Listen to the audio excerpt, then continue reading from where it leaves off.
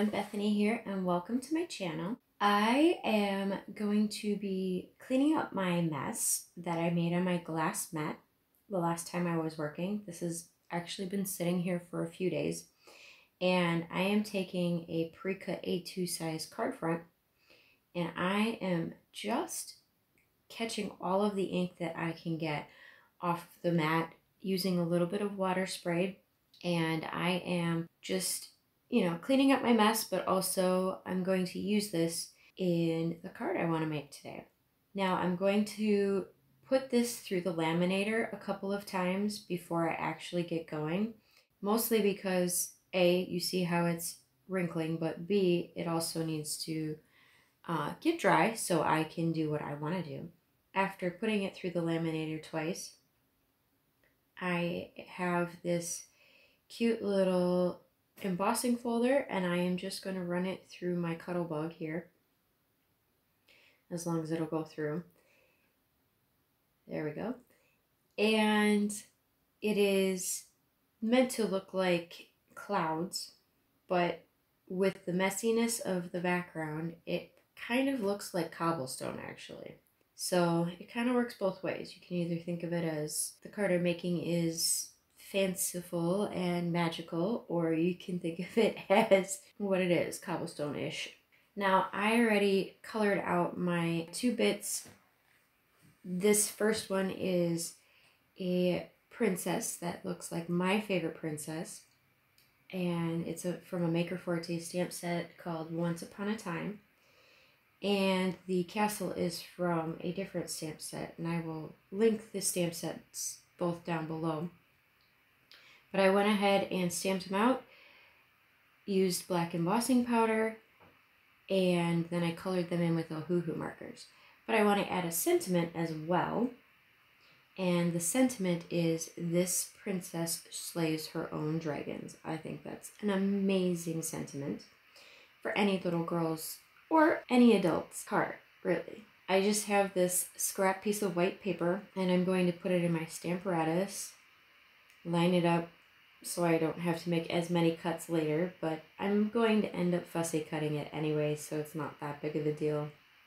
Initially I was thinking I would keep it a straight cut, but then I looked at my backdrop and I figured I should keep in with the theme of having the little fanciful lines instead of straight cut. It just didn't seem to work. So taking some black soot distressed oxide, I am just inking up the stamp, and this stamp set has a lot of great other sentiments, so it was very hard to choose which one to use. But this one was by far my favorite. I think when they revealed it, everyone wanted this, and in fact I created a adult t-shirt and a youth t-shirt just with this saying, because it's just that great. Alright, now that I've stamped it out, I am going to grab my coffee filter and some holographic embossing powder. I want to give this sentiment a little bit of sparkle and glitz, and I want to not lose the black because I think it'll read better, but I want to give it some fanciness. I didn't use any anti-static powder, mostly because it's okay if a little bit of sparkle ends up around. It's totally fine. I don't mind. Now I'm going to heat it up so it doesn't take too long. And you'll know that it's done when the whiteness of the holographic powder turns clear again, and all you see left is some sparkle. And then I'm going to go ahead and I'm going to fussy cut out the sentiment, kind of make it look like it's part of the cloud / cobblestone look that the backdrop has. Now once everything is cut out, I am ready to assemble. So I've grabbed this Michael's pre-made card base, A2 size, and I am going, it's cute because it has little dots. It kind of ties in with the whimsicalness of the card front. And so I am just going to start gluing and foam taping.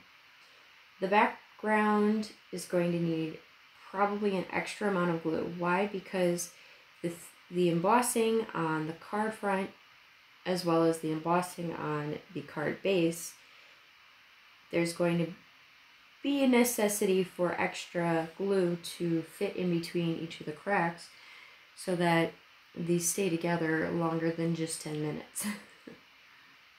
And I made sure that my card front was trimmed down just where I wanted it before I put this together.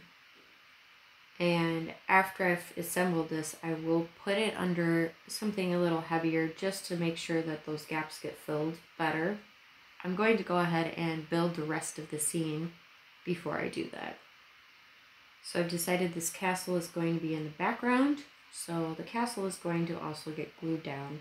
It's going to need extra bits of glue as well. So making sure all the spires have enough glue so that they don't start lifting or peeling after so long. And then my princess here, I am going to use foam tape. I'm going to use 3 pieces of foam tape. And because she is going over a embossed backdrop, I'm going to support the foam tape by adding glue to the back of the foam tape. This will also do the same trick where it will fill in the gaps from the embossed background and make sure that that foam tape is able to stay on. Foam tape doesn't mold as well as it should, in my opinion, when you are putting foam tape on anything embossed or not flat background, or anything that's not flat. When you're using foam tape, you want to just put that extra little bit of effort into helping it adhere. Otherwise, you'll end up lifting if there gets to be too much air in between the layers. And then I'm going to use foam tape for the sentiment as well. And 2 pieces of foam tape should do fine. And even though I did the glue on the back of the princess, I feel like this area where I'm placing the sentiment seems to be flat enough that it should be fine without that extra bit of glue. So there is the final card. And I hope you enjoyed today's little tutorial. I absolutely love this card. It is going to a sweet little princess for her princess party. And don't forget to like, share, and subscribe. Check out all the links below. Anything I have used for this card, I will link. I also will have a link to the t-shirt that goes along with this. If you have a little princess that needs a t-shirt that looks like this, well, or a t-shirt with this sentiment, this princess slays her own dragons. I will have that in the shop. And also, don't forget to check out our other family channels and our family shop. We appreciate all of your support, and I hope you have a wonderful day. Thanks for joining in, and happy making. Bye!